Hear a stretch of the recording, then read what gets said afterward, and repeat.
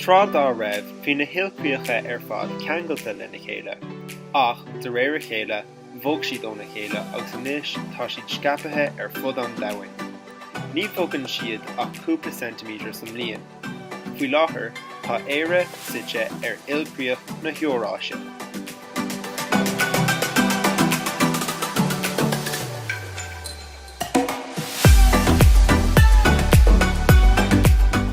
An srá atá ar taobh mó an domhain ná an screab, agus tá an screab briste suas ina lán Plátaí Teicteonacha.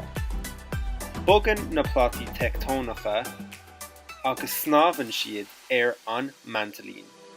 Tá an mantalín déanta suas le carreg atá láite. Nuair a bhogann na Plátaí Teicteonacha, bogann na hilcríocha lo, agus an próiséis atá I gceist ná glúiseacht ilchríochach. Ag teorann na blátaí, tá rudaí simúla I gcónaí ag tarlú, mar shampla cruthanna talún, bulcán, fillsléimte agus scuilteanna.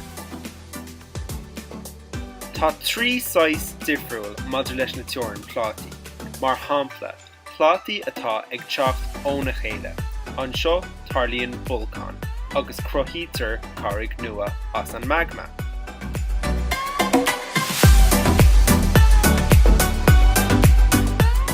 Freisin, tá plátaí atá ag bualadh in aghaidh chéile.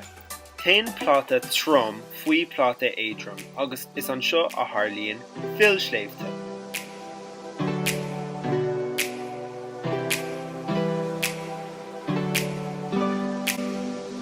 An tríú sais tórann ná ceann ina bhfuil na plátaí ag bualadh faoi na chéile, anseo feicinn muid cruthanna talún agus súnámathe.